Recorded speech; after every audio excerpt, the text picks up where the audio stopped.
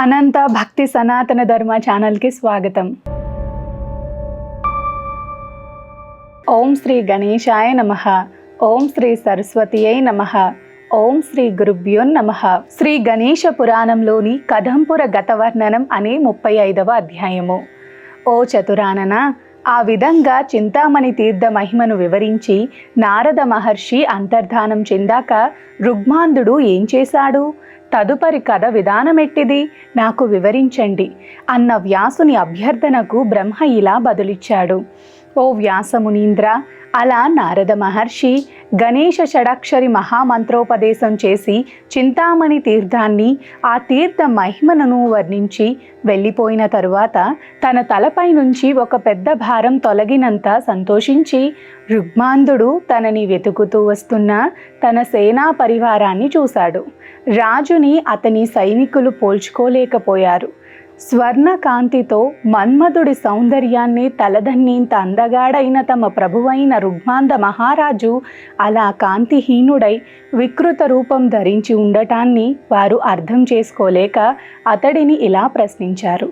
ఓ రాజా, నీ జాడ తెలియక నిన్ను అన్వేషిస్తూ అరణ్యాలు, నదులు అన్నీ దాటి ఆకలి దప్పుల బారిన పడి అలసి సొలసి చివరకు నిన్ను ఇప్పటికి దర్శించగలిగాము. నీకీ దురవస్థ ఎలా సంప్రాప్తించిందో ఆ వివరం మాకు తెలియజేయవలసింది అంటూ కుశల ప్రశ్న చేసిన ఆ పరివారానికి రుగ్మాంగదుడు తాను దప్పికగొని వాచక్నవి ఆశ్రమానికి వెళ్ళి అక్కడ మంచినీటిని అర్థించిన వైనము ఋషిపత్ని అయిన ముకుంద తనపై మరులగొని తన పొందుగోరి బలవంతం చేయటము, తాను ఆమెను నిరాకరించినందుకు ప్రతిగా ఆమె తనకు శాపమివ్వడము, అప్పుడు విధి వైపరీత్యానికి కిన్నుడై దుఃఖిస్తున్న తనకు దేవ ఋషి అయిన నారద మహర్షి ప్రత్యక్షమై చింతామణి క్షేత్ర మహిమను, అక్కడ స్నానం చేస్తే నాకు గల సమస్త చింతలు తొలగునన్న ఉపాయము ఎరింగించటము అంతా పూసగుచ్చినట్లు వివరించి తాను ఆ చింతామణి క్షేత్రానికి వెళ్ళదలిచానని చెప్పాడు. ఆ తరువాత పరివార సమేతుడై చింతామణి తీర్థమునకు వెళ్ళాడు. ఆ తీర్థాన్ని సందర్శించినంత మాత్రానే ఆ రాజు తన రోగభూయిష్టమైన శరీరాన్ని పాము కుబుసం వీడినట్లు విడిచి దివ్య దేహాన్ని పొందాడు. అప్పుడు అతడు పూర్వంలా బంగారు వన్నె దేహం కలిగి ప్రకాశించాడు. ఆహా, నారద మహర్షి వాక్యాలు అక్షర సత్యాలు కదా అని మనస్సులో సంతోషాన్ని, అనంతమైన ప్రశాంతిని పొంది ఆ చింతామణి తీర్థంలో విధి విధాన పూర్వకంగా పుణ్యస్నానం ఆచరించి అనేక దానాలను సైతం ఆచరించాడు. ఎంతో సంతోషంతో భక్తిగా అక్కడ వెలసిన వినాయకుణ్ణి అర్చించాడు. ఇలా అర్చిస్తూ ఉండగా సూర్యకాంతిని తలదన్నేటట్లు ప్రకాశం కళ్ళు మిరుమిట్లు గొలుపుతూ ఉన్న ఒక దివ్య విమానం అతని కంటపడింది. అందులో ఉన్న వైనాయక గణములు అప్పరలతో కిన్నర కింపురుష గణాలతో అలరారుతూ ఉండటాన్ని చూసి అందులోని వారిని, ఓ దూతలారా, మీరెవరు? ఎవరి దూతలు? ఎక్కడి నుంచి విచ్చేశారు?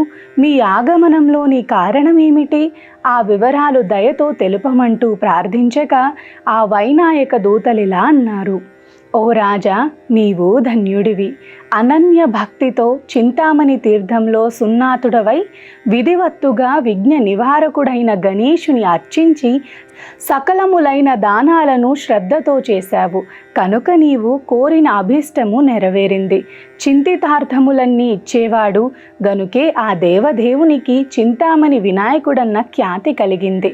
త్రికరణ శుద్ధిగా ఆత్మార్పణ బుద్ధితో నీవు చేసిన ఆరాధన ఎంతో ఫలప్రదమైనది. అంతేకాదు, ఆ అఖిలాండ కోటి బ్రహ్మాండ నాయకుడైన గణపతి దేవుడికి చేసే అర్చన ఎంతో అనుగ్రహాన్ని ప్రసాదిస్తుంది. అందుచేతనే ఆ దేవుడు నిన్ను అనుగ్రహించి సశరీరునిగా తీసుకురమ్మని మమ్మల్ని ఇక్కడకు ఈ ప్రత్యేక విమానంలో పంపించాడు. కనుక నీవు వెంటనే దీన్ని అధిరోహించి ఆ వినాయకుని సన్నిధికి రావలసింది అంటూ కోరారు. ఓ వ్యాసమునీంద్ర, అలా దూతల వాక్యములు విని రుగ్మాంగదుడిలా బదులు పలికాడు. ఓ దూతలారా, సకల జగన్నియామకుడైన ఆ దేవదేవుడెక్కడ? మందబుద్ధినైన నేనెక్కడ? సర్వవ్యాపకుడు, అవ్యయుడు, త్రిమూర్త్యాత్మకుడు, కారణాతీతుడైన ఆ విఘ్నేశ్వరునకు నా మీద ఇంతటి ఆదరణ ఎలా కలిగింది? ఇది అనంతకోటి పుణ్యప్రదమైన ఈ తీర్థమహిమ, లేక నా పూర్వజన్మల సుకృతం ఈనాటికి పరిపాకమైనదా?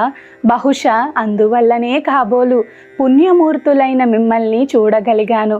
విధు అనంత పుణ్యస్వరూపులవటం వల్లనే అనునిత్యం ఆ స్వామి సన్నిధిలో ఉంటూ ఆయనను సేవించుకునే మహాద్భాగ్యం పొందారు. ఇలా పలుకుతూ వారికి నమస్కరించి వారితో రుగ్మాంగుదుడు ఇలా అన్నాడు: ఓ దూతలారా, రాజనగరులో నా తండ్రి అయిన భీముడు పరమధార్మికుడు, సత్యసంధుడు, అమేయ పరాక్రమోపేతుడై ఉన్నాడు. నా జనని అయిన చారుహాసిని కూడా పరమ పతివ్రత.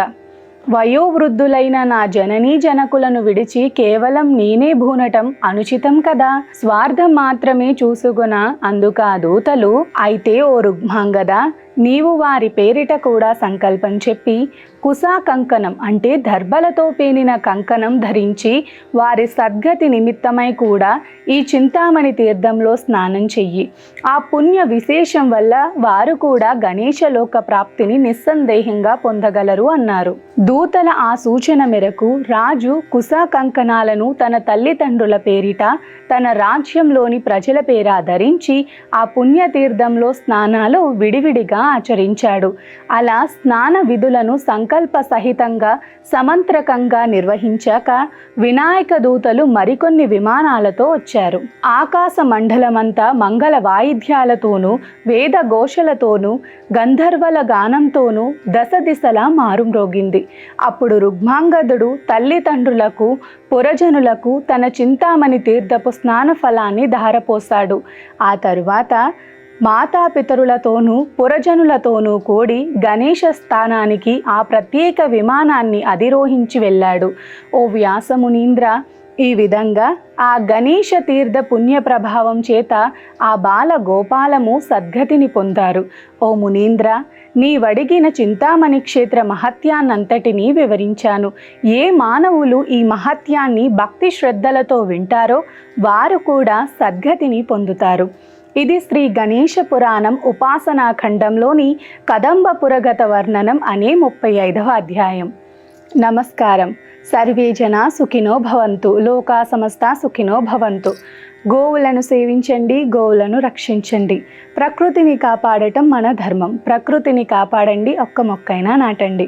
మా అనంత భక్తి సనాతన ధర్మ ఛానల్ని తప్పకుండా సబ్స్క్రైబ్ చేసుకోండి.